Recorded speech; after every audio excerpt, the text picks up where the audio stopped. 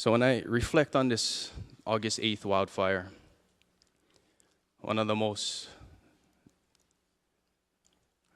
detrimental and heartbreaking days for many of us. And it was hard. It was scary. Seeing your town gone. Seeing things that I hope no one ever has to see in their lifetime. And just seeing a huge part of who you are burnt to ash. It was tough, and to this day, I'm haunted by the things that I've seen. In those first few hours after the fire, we were all scrambling, trying to figure out what to do, where to start. And as I was going around through my community, helping organize, bringing in supplies, I was always in touch with my community leaders like Uncle Kai, Uncle Archie, Uncle Keamoku. And as the days continued, one thing we could all agree on was the need to take care of our people and our community. We all had that same fear that our people would leave. This would be detrimental to us because when looking at multiple places across the planet, places that share some of the same beauty that Hawaii holds, these places are not nearly cherished as much as Hawaii is, as these other places. And I asked myself, why? And I came to the conclusion that what makes Hawaii Hawaii is not just the place, but it's the people of this place. And we all shared that same fear, that the outcome of this fire would result in our people having no choice but to leave, losing what gives Lahaina its authenticity, and what makes Lahaina my home. So with this fear driving me, a few days after the fire, on August 12th, that following Saturday, I took it upon myself to gather as many of our respected community leaders as I thought, leaders that I thought would be influential, and those leaders throughout Lahaina. And I held a meeting with them, and I was incredibly nervous standing up in front of them, especially as someone much newer to this fight that we are facing now. And I feel some of that same nerves today when asked to speak today, especially when I saw who else was speaking. I asked myself, what value can I even bring to the table? Because these are the same people whom I look up to. And much of what I speak today are only echoes of their voices.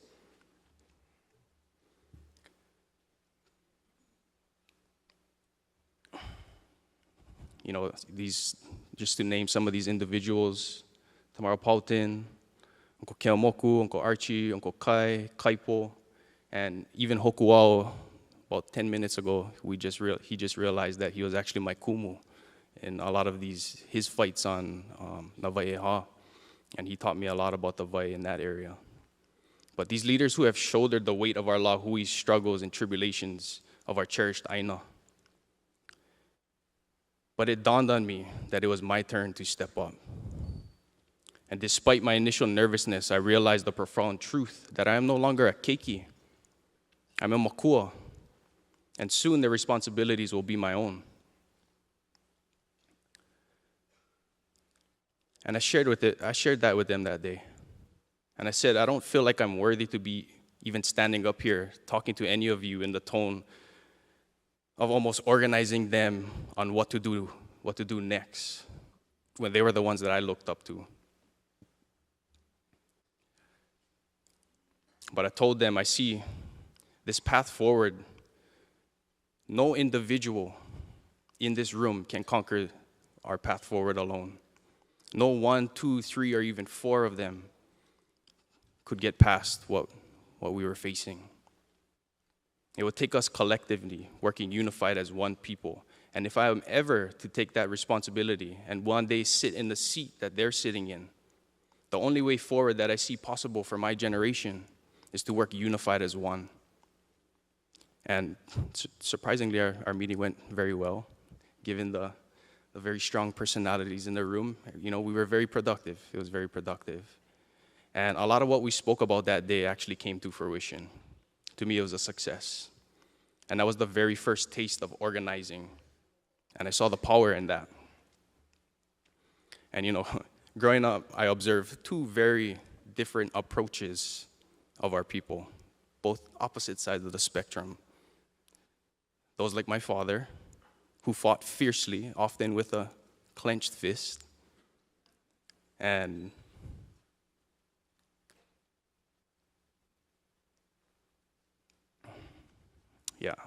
often with a clenched fist, and others who wielded their intellect in politics, community building, and organizing. I saw the power in both, but I also learned what works and what doesn't. About evolution through our mistakes and progress by our Kanaka. And just days after the fire, I knew we had to come together to unite as one hui and address the challenges ahead. Now, as a Lahaina Strong organizer, I fully grasp the significance of our ongoing battle. As Kanaka of my generation, raised in continuous hardship and rapid change, I've witnessed firsthand the impact of mismanagement of our aina and our vai and the displacement of our people. The recent devastating fire was a glaring testament to these issues. And it's quite perplexing to me that the cause of the fire, the hardship, the detriment, was caused by the very issues us Kanaka fight against every single day. Out of the ashes of tragedy, Lahaina Strong was reborn, and it was actually a movement rooted in the efforts of locals, especially like Jordan Ruidas from Lahaina responding to the 2018 wildfires. And it is a mantle now carried by my generation. And today we have taken it to heights unimaginable. Our goal was never about compromise with external powers, but about the love for our home, love for our place, and a love for our community. We know that the rebuild would require resources far beyond our collective and external, beyond our collective capacity. And it is very necessary for us to engage with government and private entities, but with caution, because as unchecked private equity could be detrimental. Since then, we've built quite a force with thousands in support and dozens of organizations. Sorry, I'll take this off.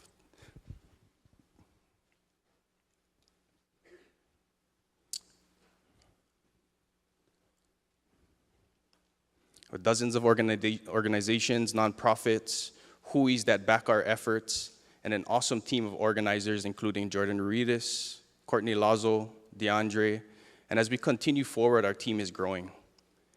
They actually carry most of the weight of our campaigns and our organizing. I was just the unlucky guy, unlucky enough to be good at speaking, meaning, people began to think that I was the main guy, but in reality, I'm just one of many. And if I'm being honest, I actually hate speaking in front of the camera. I hate speaking in crowds. But I've come to the conclusion that my life is not my own. My life is for my aina and for my people. And it doesn't matter what I want, because it's not about me. It's about the community and those future generations to come. So I forced myself out of my comfort zone, and I did my part, and used whatever gifts bestowed upon me, and I now used it for the betterment of my community. Since then, we've had many wins as a community, not just as Lahaina Strong, because all we do is actually for our people, but we've definitely aided that process. We've done initial relief work with Tagnawa, Roots Reborn, Our Hawaii, organizing and providing relief for Native Hawaiians, Filipino, Spanish-speaking communities, and other working-class citizens, those who are some of the hardest people to reach. And we've even provided information, resources, and we've had translators to help communicate effectively with them. And we nurtured these relationships and trust with our neighbors. We've turned out hundreds to council meetings, organized council members, and gained unanimous support from council members, senators, state representatives, got thousands to sign on to our petitions. We've organized dozens on a separate island to aid us in delivering our petitions to the Capitol. We use different tactics like bringing art to our community to engage different people. We've demanded more financial aid, more respectful tourism, the return of our vai, water code, sunshine law, helping to reinstate Kaleo Manuel.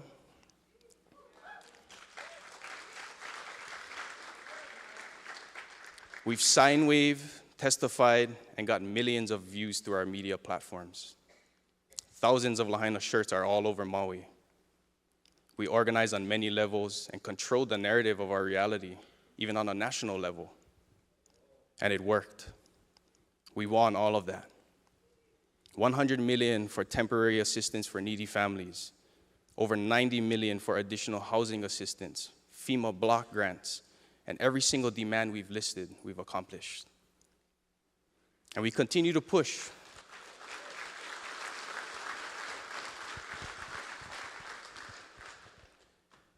We continue that push today.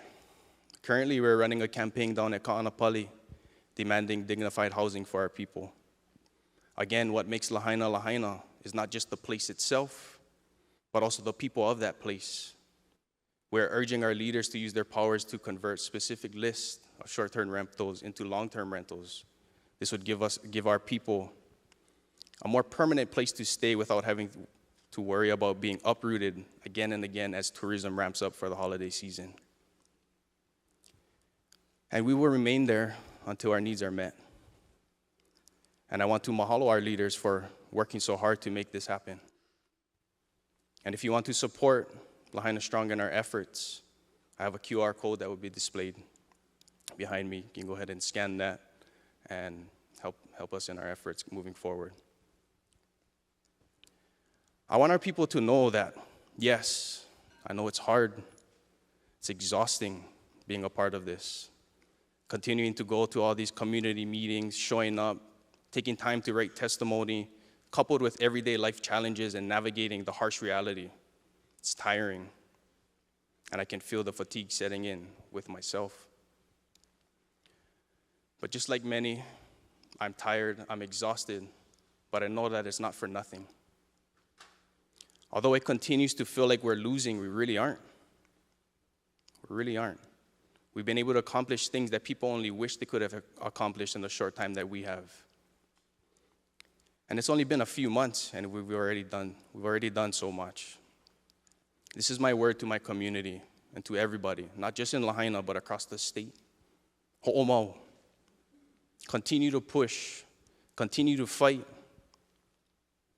It's not for nothing. We can win if we continue to stand together, stand unified, and we've proven that over and over again that it's possible. One thing I learned in this journey is how important it is to organize and come full force, unified with that singular voice. If I can leave one thing with the people here today, it's the importance of that.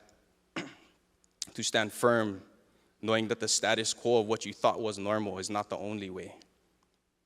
Like what we saw in Mauna Kea, when I went there, I was interviewed and I was asked why I came. My response was that I wanted to be part of the collective there that day, showing how that when we stand unified, we can make things happen that no one could ever challenge. I said on the Mauna that movement was the spark plug to open the eyes to everyone to see what is possible moving forward. To me, that Mauna movement was the spark. This Lahaina movement is the fire. And although the physical fires are no longer burning, the fire amongst our people still burn bright. And like the Lahaina alma mater, it speaks on the kukui pio ole I kamakani o Kauaula, the ever-burning torch that not even the fierce winds of Kauaula can extinguish. And I firmly believe that we are a product of our environment. And if we break down Lahaina, La is sun, Haina is relentless. And we will continue to be relentless. If we are truly a product of our environment, we will continue to be relentless. And as a Keiki of Lahaina, I will not stop. We will not stop. Ahiki ka aloha aina hopeloa. We will not falter, and everyone should expect more. E o Lahaina.